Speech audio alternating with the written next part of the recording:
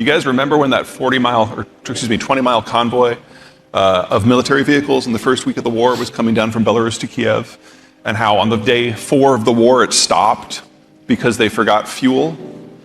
And on day 7, all the soldiers walked back to Belarus because they also forgot food. That underlined for NATO that Russia has forgotten how to fight a war, not just from the Soviet times, but from the Tsarist times. They're relearning how to do everything from scratch. That's fact 1. Fact 2, the Russians feel that they cannot be physically secure unless they can block the territories that allow access to the heartland. They're facing a demographic collapse. They know if they don't expand militarily now, they won't be able to in the future. And those access points that they need, Ukraine isn't one of them. Ukraine is in the unfortunate position on being on the way to 2 of them. So from the Russian point of view, Ukraine is just a step. And when they are done with Ukraine, if they are successful, they will come for Estonia, Latvia, Lithuania, Poland, and Bulgaria, and Romania, NATO countries. So we know, if they win, that the next fight will be with us. But they don't know how to fight a conventional war any longer. So the defense estimates that I have seen suggest 1,000 to 1 casualty ratios. They're doing worse than the Iraqis did in '92. But they see this as a fight for their existential survival, and they are right. So there will be a nuclear exchange. Just to underline that, if Ukraine loses, we will lose cities. And so the opportunity cost here, to put it in your parlance, wow. Never before has there been an opportunity to leverage so little to get so much. Whether or not Ukraine can win, we're going to find out this year. It's been mud season. The Ukrainians can't fight a war of attrition. They don't have the numbers. They have to find a way to get a strategic advantage that allows them to go from the 2 to 3 to casualty ratio, 2 to 3 to 1, to something closer to 8 to 10. That's the only way Ukraine wins. They can't do that when they can't move, and the mud season has prevented them from moving. By the time we get to May, mud season will be over. We will probably have these main battle tanks in place, but for every battle tank that the West has committed to this point, the Russians are going to have another 5,000 men on the front. It's a classic Sparta versus Athens, and by the time we get to June, we were going to know which of those 2 strategies is going to be more successful. And then we will know who will win. We won't know when yet. I'm sorry, that summer vacation is probably not going to happen. You're going to be busy. Halliburton took a moral stance on the war.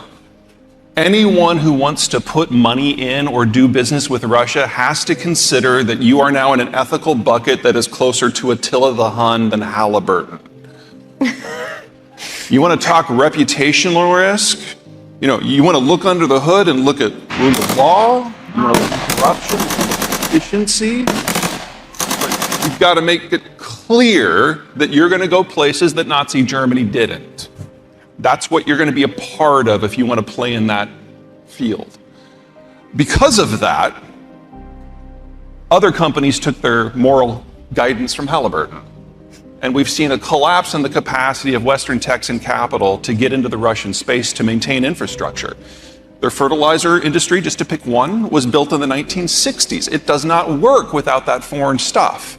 Most of the wells that were drilled in eastern Siberia, upwards of 95% of them, were not done by the Russians.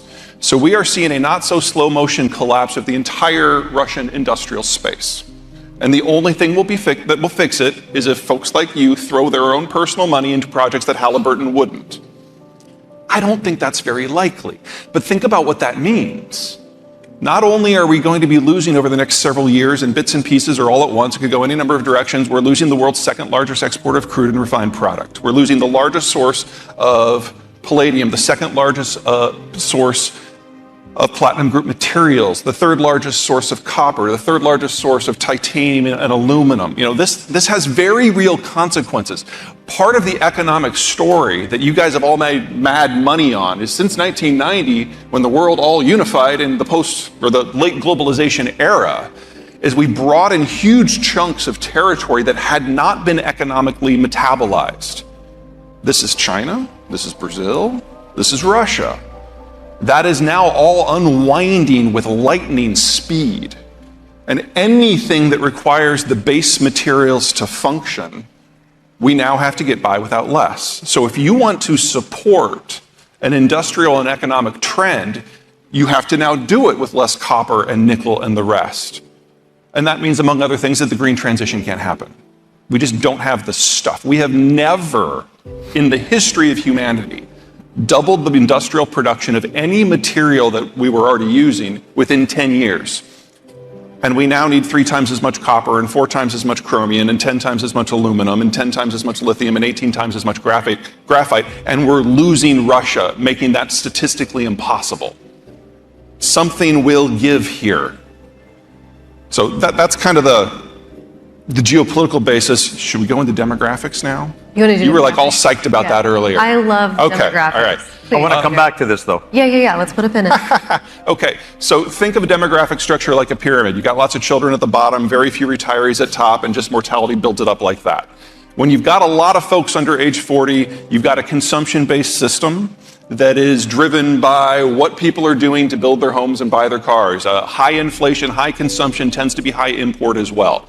But as technology improves, as you industrialize and urbanize, your population structure turns into a chimney. And that's kind of the magic moment, because you've got a lot of people aged 20 to 45 who are consuming, and a lot of people aged 40 to 65 who are investing. A good balance of consumption and productive workers. And that is the moment that most of the world has been in between roughly 1980 and 2015. But as you keep aging, you eventually open up into an inverted pyramid.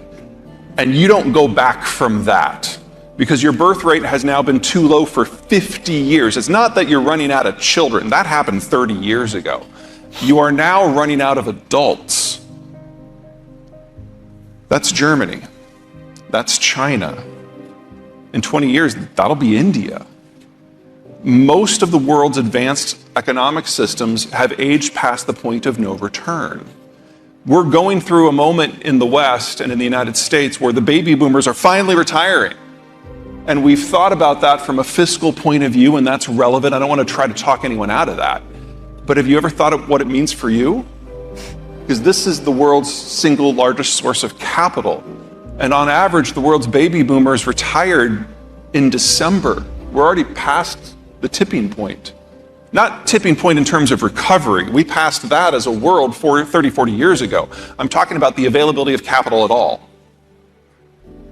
We've seen the cost of capital roughly triple in the last 2 years. We're going to see that again in the next year or two. That's baked into the pie.